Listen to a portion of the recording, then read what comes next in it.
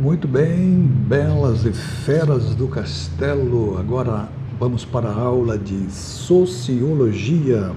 E nós vamos para a terceira aula de Sociologia, que se encontra na página 27 do nosso livro, Cultura e Sociedade, a parte 2. Na aula passada vimos Cultura e Sociedade, parte 1. Nesta aula de Cultura e Sociedade, o foco será no multiculturalismo.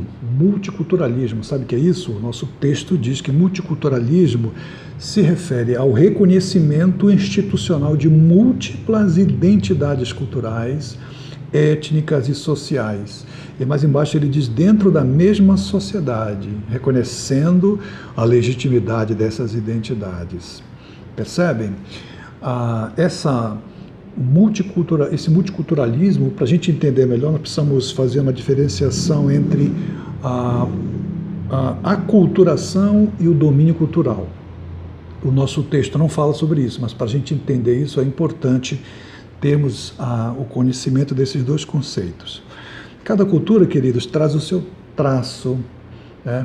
Cada cultura traz as características que são inerentes àquela cultura e que acaba se tornando um padrão, segundo os autores de sociologia. A etnia, né, de cada um, ela não nasce com a pessoa, ela não é natural, mas ela é aprendida, e ela é transmitida de geração a geração. Portanto, isso a diferencia de raça. Hoje não se pensa mais nos seres humanos como raça, né? Porque raça seria uma coisa natural dele. Na verdade, a cultura de raça está mais ligada a animais. O homem, então, está mais ligado com a etnia. Então, ele aprende, ele desenvolve esse pensamento. E no domínio cultural, por exemplo, para nós entendermos a diferença entre o domínio cultural e a aculturação, é interessante nós pensarmos assim: o domínio cultural é quando uma cultura se acha superior e tenta dominar a outra de forma cultural, como, por exemplo, impor a nossa cultura, a nossa forma de pensar, a nossa forma de falar, de se alimentar, de se vestir, a gente impor a uma outra cultura. Geralmente isso aconteceu nas colonizações. As pessoas traziam a sua cultura e queriam colocar a sua cultura sobre, vestir os índios, por exemplo, fazer com que os índios aprendessem a comer com talheres, essas coisas todas, né? Um tipo de domínio cultural. E que às vezes fazemos isso também com as pessoas que estão em nossa volta. O inverso disso é a aculturação. A aculturação nada mais é do que essa mistura da diversidade cultural, de tal maneira que essas culturas possam conviver harmoniosamente.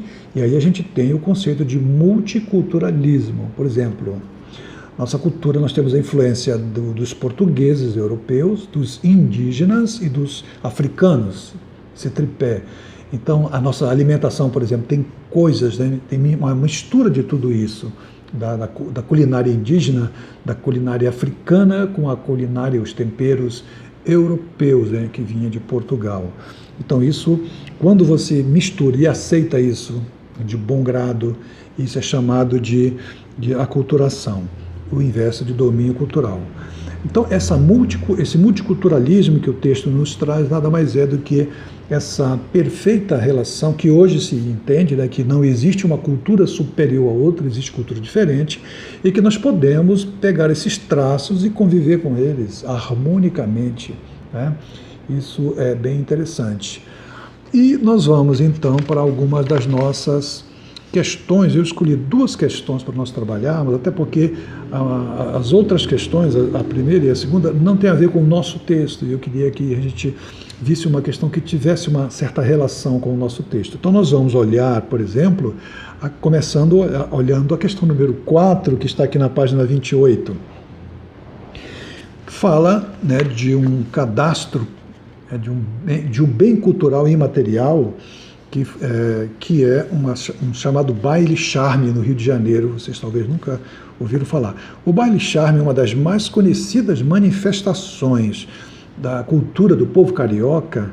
Ele foi cadastrado como um bem cultural da natureza imaterial da cidade. Olha só, um baile que foi cadastrado agora é um bem imaterial da cidade do Rio de Janeiro. O decreto que considerou esse baile, né, como de natureza cultural, charme, ele é uma genuína invenção carioca. Olha só que interessante.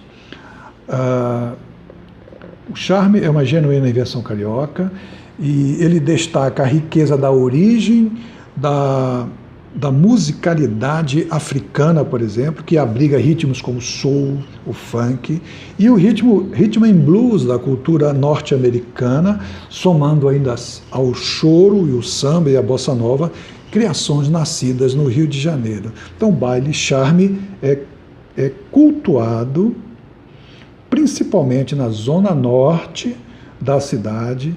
O Rio de Janeiro, vocês já devem ter ouvido falar, a Zona Norte, a Zona Sul. A Zona Sul é o Leblon, é a alta sociedade do Rio de Janeiro, e a Zona Norte, uma cultura um pouco mais inferior do ponto de vista econômico, né? Eles também são pessoas inteligentes, com cultura, etc. e tal. Mas a grande questão aqui, então isso fica lá no espaço público, numa área do viaduto em Madureira, na Zona Norte do Rio de Janeiro.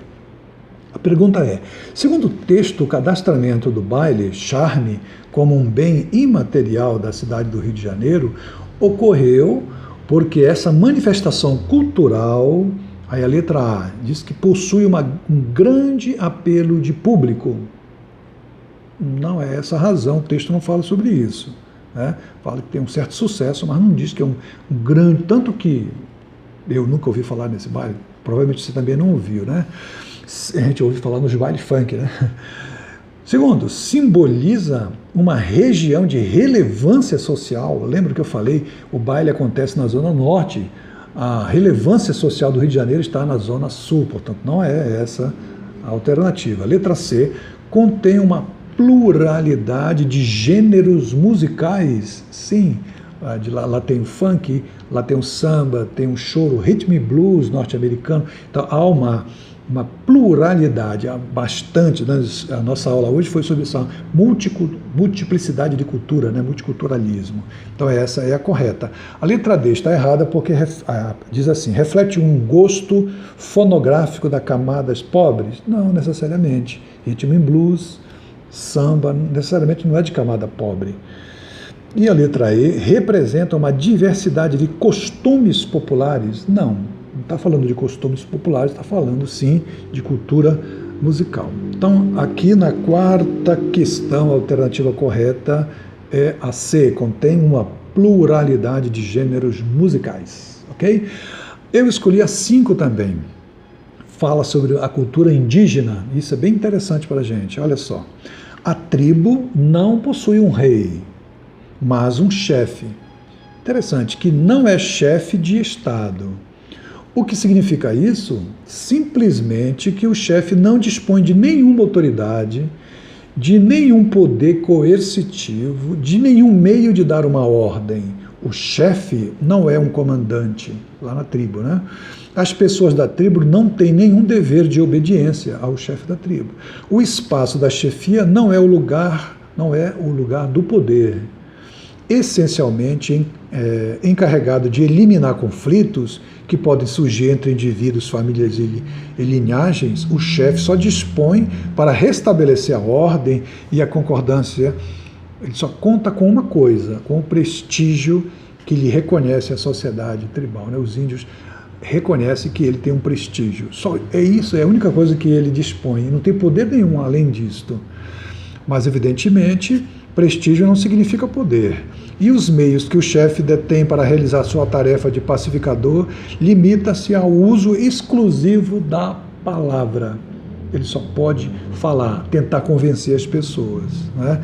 A pergunta é o seguinte, o modelo político das sociedades discutidas no texto contrasta, é diferente, né, com o do Estado liberal, burguês, que nós vivemos, né, porque se baseia em quê? A letra A diz que se baseia na imposição ideológica de normas hierárquicas? Não. O chefe da tribo não tem essa importância nesse poder ideológico. Letra B. Se baseia na determinação divina? Não. Só o pajé talvez, mas o chefe não. Letra C. Se baseia na intervenção consensual e autonomia comunitária, é um consenso. o chefe conversa, negocia, né, com a sua comunidade para conseguir? Esse é o poder que ele tem? Sim, essa é a resposta correta. A letra D está incorreta porque fala da mediação jurídica. Não tem, né? Jurídica, regras contratualistas, não tem contrato, não tem esse tipo de coisa nas tribos indígenas, né?